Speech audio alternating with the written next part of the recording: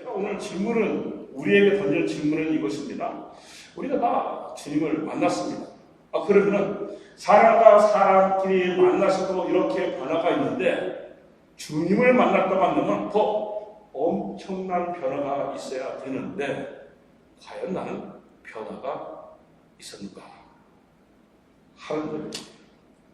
내가 아직 주님을 만나지 못했다고 한다고 하면은 그럼 나는 주님을 어떻게 만나야 되는지에 대한 고민을 해봐야 된다는 것입니다. 주님을 만나고 아직도 변화된 삶을 살고 있지 않다고 하면 내 신앙생활에 문제가 있는 것입니다.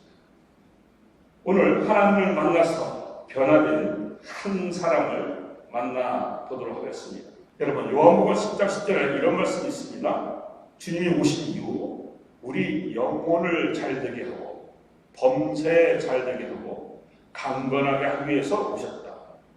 선택받은 우리들이 범사에 잘되고 잘 살아가는 것이 하나님의 뜻이고 하나님께서 우리를 자녀로 부르신 또 교회로 부르신 부르심의 그 목적이라는 것입니다. 이사야가 그랬습니다. 착하고 비통한 마음으로 성전에 들어갔어요. 들어가 보니 하나님의 영광이 그곳에 가득 찬 것을 목격을 합니다. 그리고 이렇게 고백을 했어요. 높이 들린 보좌 위에 하나님께서 앉으셨는데 그 보좌를 쳐다보니 한없이 높았다. 한없이 높은 계신 그 하나님을 보고 삶의 터닝 포인트를 하게 됩니다. 진실로 깊게 하나님을 만나게 된 거죠. 왜?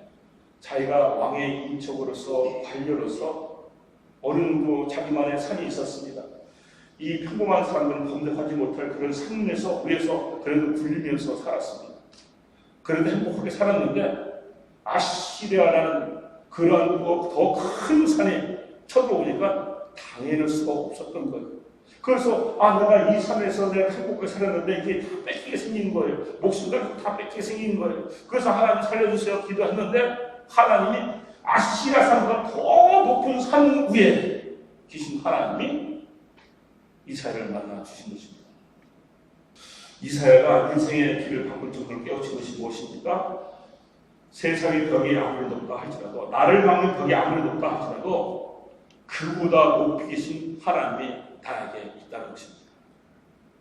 그 하나님이 나를 사랑하고 있다는 것입니다. 그 하나님이 나를 아들로 딸로 삼았다는 것입니다. 이것을 깨우친 거예요. 그러니까 그 하나님을 믿고 있으면 세상의 그 어떤 높은 것보다 배가 더 높아질 수가 있고 세상의 그 어떤 강력한 것보다 더 강해질 수가 있다는 것입니다. 우리가 하나님을 만나게 되면 주님을 만나게 되면 겸손해집니다. 겸손해질 수밖에 없어요. 2절에서 4절까지 그 안에 스락이 나옵니다. 스락. 이게는 하나님의 영광을 위해서 하나님을 호위하고 하나님을 순종하는 그런 천사들을 말합니다. 그런 천사들이 하나님 앞에 서 있는데 그 천사들의 모습을 많이 보니까 날개가 6개가 있는 거예요. 근데 둘로는 얼굴을 가리고 둘로는 발을 가리고 두 날도 알고 있었다는 것입니다. 그 모습을 보니까 자기는 망했다는 거예요. 두 날개로 얼굴을 가렸댔습니다. 이거는 영광스러운 하나님의 얼굴, 피조물이 볼 수가 없습니다. 그래서 가린 거예요. 그분을 경외하는 자는 자기 눈을 가립니다. 두 번째로 두 날개로 발을 가렸다. 이거는 뭐냐면 발은 자기 모든 더러움을 말하는 것입니다. 그러니까 하나님 앞에 내 발을 보여드릴 수가 없는 거예요. 내 더러운 죄, 내 죄를 보여드릴 수가 없는 거예요. 그래서 그요 두 날개로 나의 부족함, 죄 이런 것을 다 가린 겁니다.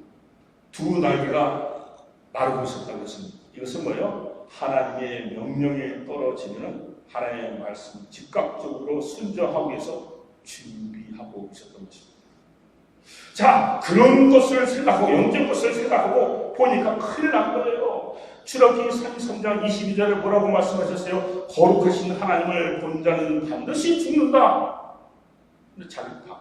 왜? 분명히 전에 말했습니다. 하나님 높이 계신 존재는 높이 계신 주님을 나는 봤다고 얘기했거든요. 그러니까 자기가 봤다고 고백을 했는데 천사들은 그 보면을 죽으니까 가렸냐? 근데 나는 봤네? 그럼 어떻게 되는 거예요? 죽은 거죠. 죽은 모습이죠. 스라프들이 자신들의 더러운 것을 가리면서 하나님 앞에 겸손한 모습, 하나님 경외하는 모습을 보였는데 자신의 더러운 죄의 모습을 그때 보게 됩니다. 그런데 내 죄의 모습, 내 안에 있는 이 죄의 모습을 보니까 나는 꼼짝없이 죽었구나. 더러운 죄가 있는데도 그냥 그것도 모르고 그냥 하나님 앞에 막 나가는 겁니다. 스라프들이 두 날개로 날고 싶다고 했습니다. 하나님 명령이 떨어지면 순종해서 나라를 진행하고 있었는데 자신을 바라보니까 자신은 항상 말씀에 순종을 하면서 살고 있었다고 생각을 했는데 자신의 순종의 날개를 바라보고 있으니까 접고 있었어요. 그 날개를 향해서 어디를 날아갔을까? 세상을 향해서 날아다니고 있었어요. 그래서 나는 망하게 됐다. 나는 죽게 됐다. 이렇게 고백을 해요. 그래서 이 경험을 통해서 이것을 보고 자신의 죄인됨을 다시 인정합니다. 나는 무가치함을 깨닫게 됩니다.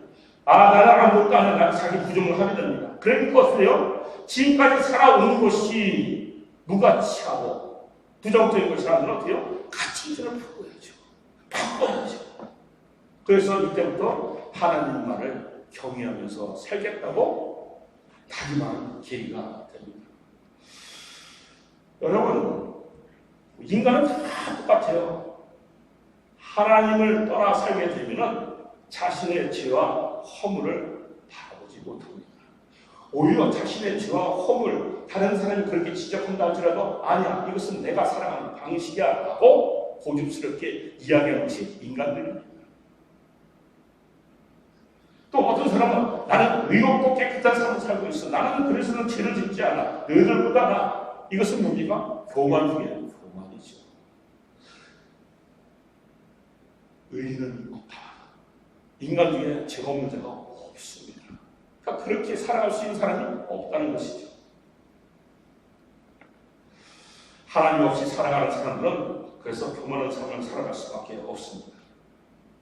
교만한 사람들은 어떻게 됩니까? 그 교만함으로 인해서 자기를 패망하고 죽음으로 이끌고 간다는 것도 모르고 삽니다. 주님께서 우리를 만나 주시는 이유가 뭡니까?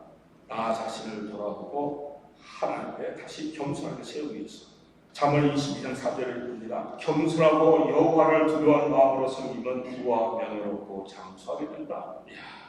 매일 자신의 삶을 들여다보고 어떻게 들여다봅니까? 주님의 잣대로 들여다보는 겁니다. 하나님의 눈으로 자신을 들여다보는 겁니다. 그러면 내 마음에 뭐가 있어? 불순물들이 있는 거예요. 그 불순물들 보일 때마다 꺼집어내야죠. 끄집어내야죠. 그 끄집어내는 것이 뭡니까? 회개하는 거죠. 두려운 마음으로 그렇게 섬기면, 그런데 뭐가 있어요? 나는 깨끗해진다고 뜻이 아니라 하나님의 상급이 있어요.